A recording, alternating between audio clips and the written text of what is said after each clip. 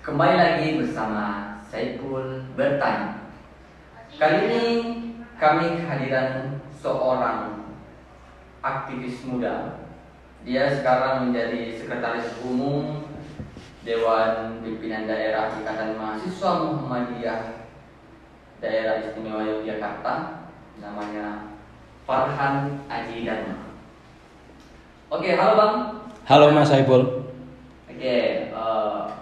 Pada masa ini adalah masa-masa atau tahun-tahun politik. Nah, dalam tahun politik ini bagaimana sih sebenarnya kita itu menghadapi pemilu dengan cara-cara yang baik? Oke, thank you. Langsung saja, kalau menurut saya menghadapi tahun politik, sebenarnya tahun politik ini sudah dimulai belakangan, bahkan jauh-jauh hari itu, bahkan dari 2019. Gongnya 2024. Nah, untuk menghadapi tahun-tahun 2024 ini, praktisnya kita mesti melihat dengan cermat situasi politik yang sedang berkembang hari-hari ini. Tentu dengan kapasitas kita masing-masing, referensi kita masing-masing, preferensi kita masing-masing. Tapi kecermatan kita dalam melihat fenomena dan situasi politik yang dimainkan oleh elit-elit kekuasaan itu menjadi prasyarat nomor satu supaya di tahun 2024 atau menjelang tahun 2024 kita sebagai individu maupun secara kolektif gitu, rakyat bisa menjadi penentu pemilihan presiden atau pemilu-pemilu yang lain dengan terpilihnya kandidat-kandidat yang ideal, yang tepat sesuai dengan kebutuhan bangsa dan negara. Itu nomor satu. Nomor dua adalah selain kecermatan itu, kita perlu untuk terus meningkatkan kapasitas kita atau mengembangkan kesadaran politik kita, tentu dengan tidak lebih dahulu bersikap apatis terhadap politik gitu. Itu tentu syarat yang tidak bisa dinegasikan. Meningkatkan kapasitas ini sama juga sesuai dengan preferensi masing-masing. Tentu ada beberapa orang yang sudah menganggap bahwa siapapun pemimpin kita situasinya juga akan sama karena oligarki tetap bisa berkuasa gitu. Kata Gunawan Muhammad seperti itu. Tapi tentu sebagai rakyat kita pasti bisa belajar dari masa lalu gitu. 2019 tentu menjadi pembelajaran yang sangat baik untuk kita refleksikan, kemudian kita jadikan bekal untuk 2024. Jangan sampai 2024 ini kita seperti keledai yang masuk ke kubangan air untuk kedua kalinya. Itu mungkin dua hal yang penting untuk kita jadikan bekal untuk menghadapi 2024. Mas Saiful. Oke Bang, akan tetapi pemilu 2024 ini pasti memiliki perbedaan-perbedaan dengan pemilu tahun 2019. Ya. Nah, lantas kira-kira permasalahan-permasalahan apa yang akan terjadi dalam jalan menuju pemilu 2024? Oke. Permasalahan-permasalahan itu barangkali berbeda dengan fase-fase politik sebelumnya. Tentu berbeda gitu. Tapi paling tidak ada benang merah yang bisa kita tampakkan gitu, baik sebagai publik maupun sebagai akademisi maupun sebagai aktivis. Fenomena-fenomena yang kita bisa sambungkan benang merahnya itu terutama pada isu-isu yang berkaitan dengan kedaulatan rakyat, misalnya ekonomi, lingkungan dan lain sebagainya. Itu bisa kita cermati.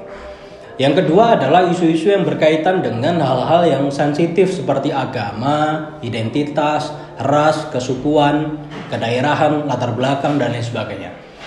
Nah, ini pasti akan terbawa dari fenomena sebelumnya ke 2024. Meskipun misalnya ada satu kandidat yang diserang dengan satu isu agama, itu juga isu itu mulai meredup hari-hari ini karena orang mulai kesulitan mencari celah di antara itu. Perbedaan-perbedaan itu sebenarnya tidak begitu jauh, cuman 2024 ini yang paling membedakan adalah akan ada pergantian kepemimpinan. 2019 itu masih ada incumbent, 2024 akan ada pergantian. Nah, pergantian ini yang bisa membedakan antara kedaulatan rakyat dengan fenomena yang sama seperti kemarin gitu.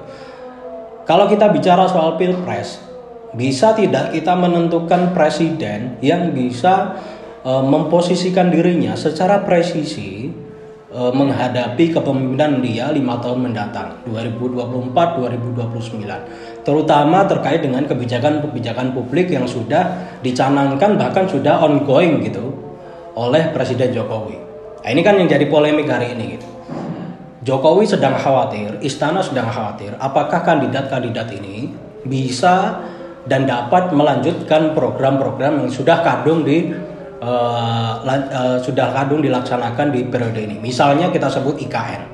Salah satu kekhawatiran Jokowi adalah kandidasi di bawah ini tidak mau melanjutkan IKN, misalnya dibatalkan oleh Perpu dan lain sebagainya. Nah, ini perlu juga kita perhatikan gitu. Kita sebagai rakyat juga bisa menilai, bisa mengukur seberapa jauh IKN ini misalnya dalam konteks IKN itu dibutuhkan oleh rakyat. Nah, dari poin itu kita bisa menentukan presiden siapa yang paling berpihak kepada rakyat. Nah, fenomena-fenomena itu sebenarnya terbaca di permukaan gitu karena terang benderang, terutama dibantu oleh keberpihakan media gitu. Kita bisa melihat media ini sebagai representasi golongan ini, media ini sebagai representasi golongan ini, bahkan lembaga survei yang menilai dari elektabilitas atau popularitas. Itu Mas. Oke Bang, berbicara tentang pemilu 2024 ini, ada sebenarnya satu fenomena menarik yang terjadi, yaitu banyaknya selebritis yang masuk dengan partai politik. Ya. Bagaimana Abang memandang hal tersebut? Oke, itu nyambung dengan kalimat terakhir saya tadi. Hari ini situasi kesadaran politik Indonesia ini masih terkungkung dengan angka popularitas dan elektabilitas, kepopuleran. Nah, itu satu persoalan yang bertaut kelindan dan terjaga gitu dari periode ke periode. Kita belum bisa memunculkan satu sosok yang prasyarat nomor satunya adalah integritas gitu, bukan popularitas, juga bukan lebih dahulu kapasitas dibanding popularitas. Itu problem yang sangat mengakar. Yang nomor 2, berangkat dari masalah nomor 1 tadi tentang orientasi kita yang masih berpijak pada popularity selain daripada integritas gitu. Akhirnya partai-partai politik ini mau memotong kompas, mengambil alternatif yang lebih ringkas untuk mencalonkan terutama bakal calon legislatif yang latar belakangnya adalah artis gitu. Secara artis itu mempunyai bekal popularitas yang tinggi, maka partai politik bisa mengambil suara dari popularitas yang dibawa oleh sang artis tersebut. Kita sudah baca tentu banyak sekali artis yang masuk lewat banyak sekali partai gitu. Bahkan ada satu caleg yang sebelumnya di partai A kemudian dicalonkan di partai B. Ini juga satu fenomena yang menarik.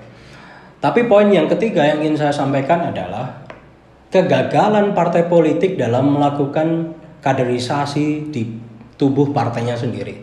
Diseminasi ideologi partai ini sampai detik ini masih gagal dilakukan oleh partai politik, baik partai politik besar maupun partai politik kecil. Coba kita refleksikan Mas Saiful dan teman-teman. Hari ini partai mana yang bisa mendaku dirinya sebagai partai yang masih memegang ideologisasi partai dengan baik? Sebutlah partai penguasa gitu, partai rezim gitu. Partai rezim juga mengusung calon-calon legislatif yang berdasarkan popularitas atau artis. Itu satu tolak ukur, itu satu indikasi bahwa partai politik tersebut masih membutuhkan popularity, bukan integritas yang dibangun dari ideologi partai yang sudah dibentuk dari bawah, dari diklat dan lain sebagainya. Nah, kegagalan partai politik ini atau ketidakbecusan partai politik ini yang jadi akar persoalan sampai hari ini. Nah, maka ini salah satu yang disuarakan oleh pihak-pihak yang mendorong supaya pemilu itu legislatif itu menggunakan sistem proporsional tertutup. Artinya kita memilih partai, lantas partai mendapat slot kursi, lalu dia sendiri, partai sendiri yang menentukan siapa kader-kadernya yang berhak untuk menduduki kursi tersebut. Akhirnya menimbulkan polemik yang baru gitu, sebagai antitesa dari fenomena yang terus-menerus berulang terkait dengan orientasi kita yang masih terkungkung pada angka popularitas dan angka elektabilitas. Begitupun soal pemilu presiden sebenarnya.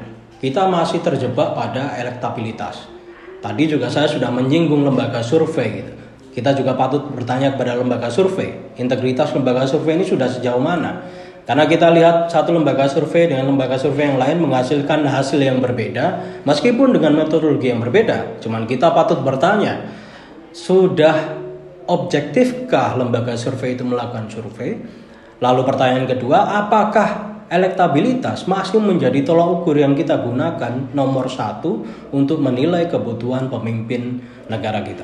Tentu sebagai aktivis, sebagai akademisi, kita bisa terang benderang menyatakan bahwa itu sangat amat tidak penting. Karena pemimpin di bangsa kita, pemimpin negara kita membutuhkan nomor satu adalah kapasitas, integritas, rekam jejak, dan visi ke depan. Bagaimana dia bisa mengimajinasikan kekayaan negara kita ini digunakan untuk sebaik-baiknya kebermanfaatan rakyat, sebagaimana yang sudah diamanatkan oleh konstitusi dan undang-undang. Begitu Mas Saiful. Oke, terima kasih Mas Farhan. Sampai jumpa kembali di Saiful Bertanya. Ya.